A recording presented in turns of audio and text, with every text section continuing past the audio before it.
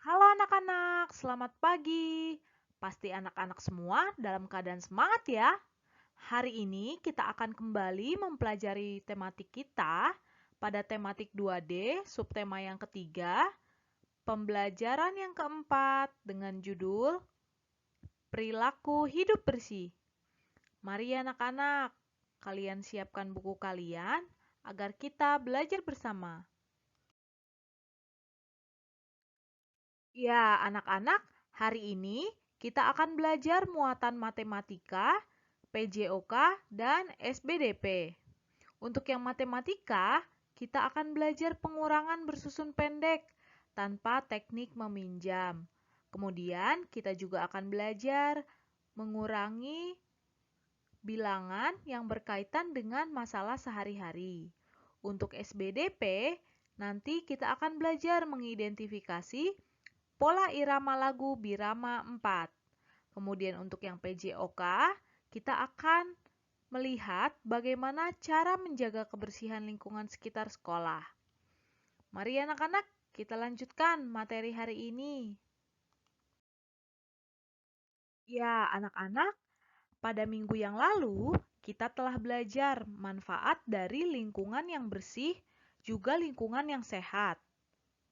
Tentunya, perilaku hidup bersih harus dibiasakan sejak dini ya, Nak. Kebersihan lingkungan sangat berpengaruh terhadap kesehatan kita. Kita akan sehat jika tinggal di lingkungan yang bersih dan sehat. Seperti pada gambar, kita lihat ya, Nak ya, bagaimana sekolah kita kondisinya sangat bersih dan nyaman. Kebersihan lingkungan harus dijaga dimanapun kita berada. Seperti yang nampak pada gambar, kita melihat Melati dan teman-temannya menjaga kebersihan di ruang kelas mereka. Apakah anak-anak ingat saat kalian masuk sekolah, apakah kalian sudah mencerminkan perilaku hidup bersih?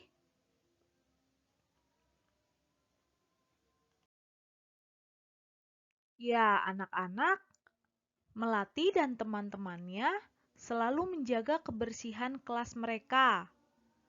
Banyak sekali ya cara yang dapat kita lakukan untuk menjaga lingkungan kelas agar selalu bersih dan sehat.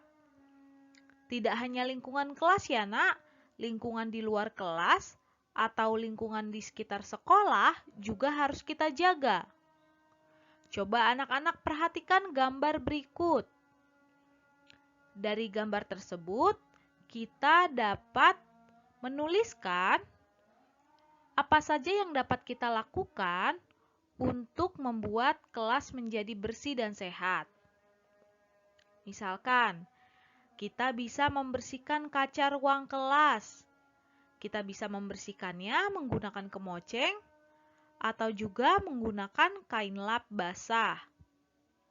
Kemudian, kita bisa membersihkan papan tulis setelah digunakan.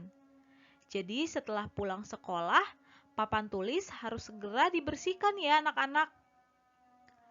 Lalu, kita dapat membersihkan debu menggunakan kemoceng atau lap. Meja, bangku, kita harus bersihkan debunya agar anak-anak saat belajar dapat duduk dengan tenang, nyaman, tidak terkena debu. Lalu, kita juga dapat menyapu lantai ruang kelas dengan sapu ijuk ya anak-anak. Sapu ijuk digunakan untuk di dalam ruangan, sehingga debu-debunya bisa terkumpul dan bisa kita buang. Lalu apa lagi yang bisa kita lakukan? Kita juga bisa membersihkan sarang laba-laba menggunakan sapu tertangkai panjang. Misalkan terkadang ada sarang laba-laba di pojok ruangan. Maka anak-anak juga harus membersihkannya ya ketika kerja bakti sekolah atau ketika piket bersama. Nah, anak-anak tentunya ingat, saat di sekolah pasti ada yang namanya kelompok piket yang biasanya akan mendapat giliran 1 kali dalam seminggu. Tentunya anak-anak harus menjalankan ya kewajibannya untuk piket bersama. Ya, anak-anak, tadi kita sudah menuliskan perilaku yang dapat kita terapkan untuk menjaga lingkungan sekolah agar tetap bersih. Sekarang kita akan belajar mengenai istilah-istilah pada kebersihan lingkungan. Misalkan, istilah mengelola sampah.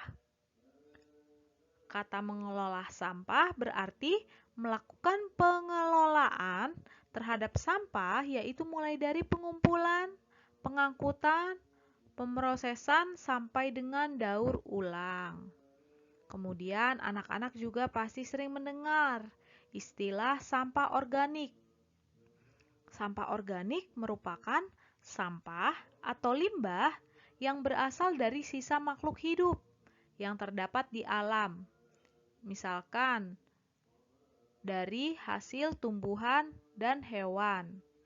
Contohnya misalkan sampah-sampah daun-daun yang kering, atau ketika kalian makan kacang, maka kulit kacang yang kalian buang merupakan termasuk sampah organik karena berasal dari tumbuhan. Lalu, kalian akan mendengar juga istilah sampah anorganik. Sampah anorganik yaitu sampah yang sudah tidak dipakai lagi dan sifatnya sangat sulit untuk terurai. Misalkan sampah plastik. Berbeda halnya ya anak-anak dengan sampah organik. Kalau sampah organik itu bersifat mudah terurai. Sementara sampah anorganik sangat sulit untuk terurai, membutuhkan waktu yang sangat lama. Kemudian ada lagi istilah apotik hidup. Artinya tumbuh-tumbuhan yang berkhasiat sebagai obat yang ditanam di halaman rumah. Jadi jika anak-anak memiliki tanaman di rumah dan tanaman tersebut dapat berfungsi atau dapat digunakan untuk mengobati sakit-sakit tertentu, dapat dikatakan bahwa lingkungan tersebut merupakan apotik hidup. Kemudian, kualitas tanah dapat diartikan tingkat kesuburan tanah. Misalkan kualitas tanahnya baik, berarti tanah tersebut adalah subur. Jika ditanam tanaman, maka tanaman akan bisa cepat tumbuh. Lalu, anak-anak akan mendengar istilah penghijauan. Penghijauan artinya apa? Yaitu suatu kegiatan memulihkan, memelihara, dan meningkatkan kondisi lahan agar dapat berproduksi dan berfungsi. Misalkan, anak-anak ingin memulihkan taman di rumah anak-anak agar lebih hijau, agar ditanami oleh tumbuh-tumbuhan. Maka anak-anak dapat dikatakan mengadakan atau melakukan penghijauan. Lalu, nanti anak-anak akan mendengar istilah lahan. Lahan dapat diartikan sebagai tanah terbuka atau tanah garapan. Anak-anak agar dapat lebih memahaminya, boleh membaca kembali ya di halaman 141 sampai dengan 142. Kemudian anak-anak bisa juga melengkapi kalimat-kalimat rumpang yang ada di halaman 141 sampai dengan 142.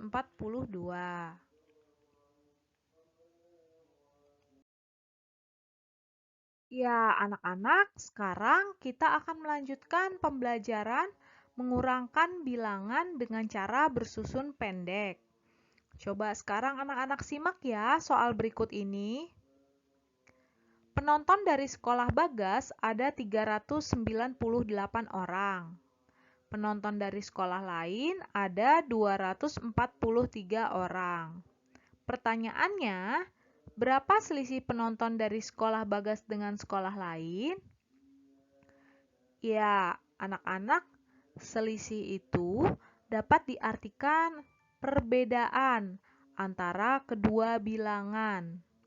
Atau kita dapat mencari selisih dengan cara mengurangkan bilangan yang paling besar terhadap bilangan yang lebih kecil. Pada soal tersebut, kita dapat selesaikan dengan cara mengurangkan bilangan yang paling besar ke bilangan yang kecil, yaitu bilangan yang paling besarnya berapa? 398. Kemudian bilangan yang kecilnya, yang lebih kecilnya yaitu 243. Kita kurangkan untuk mencari selisihnya atau untuk mencari bedanya. Ingat, cara mengurangkan bilangan ratusan yaitu kita mulai dari satuan. 8 dikurang 3 sama dengan 5. Kemudian kita kurangkan puluhannya. 9 dikurang 4, 5. Kemudian untuk yang ratusannya kita kurangkan. 3 dikurang 2 sama dengan 1. Begitu ya anak-anak cara mengerjakannya. Anak-anak nanti berlatih mengerjakan soal di Google Form. Anak-anak mengerjakannya dengan cara bersusun pendek seperti pada contoh berikut. Ya, anak-anak, sekarang kita lanjutkan untuk mengenal lagu Birama 4. Setiap lagu memiliki birama. Birama pada sebuah lagu ditentukan oleh banyaknya ketukan dalam setiap ruas birama. Coba anak-anak perhatikan. Pada lagu tersebut, terdapat angka-angka yang dibatasi oleh garis tegak. Garis tegak yang membatasi setiap 4 ketukan pada lagu tersebut disebut garis birama. Kemudian, jarak antar garis birama yang satu dengan garis birama yang lain disebut satu ruas birama. Pada lagu Keranjang Sampah tersebut, dalam setiap ruas birama terdapat 4 ketukan ya anak-anak. Maka, karena dalam setiap ruas birama terdapat 4 ketukan, dapat kita simpulkan bahwa lagu Keranjang Sampah tersebut berbirama 4. Begitu ya anak-anak. Nanti jika ada lagu-lagu yang lain, anak-anak bisa memperhatikan kira-kira lagu tersebut berbirama berapa.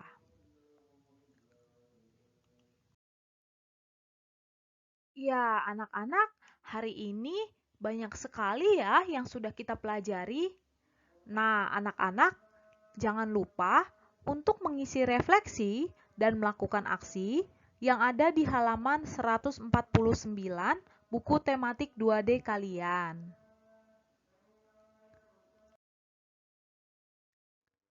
Ya, anak-anak, pembelajaran kita hari ini sudah selesai. Ibu berharap anak-anak tentunya dapat menerapkan apa yang kita pelajari hari ini di dalam kehidupan anak-anak sehari-hari. Terima kasih sudah belajar bersama. Sampai jumpa di pertemuan selanjutnya.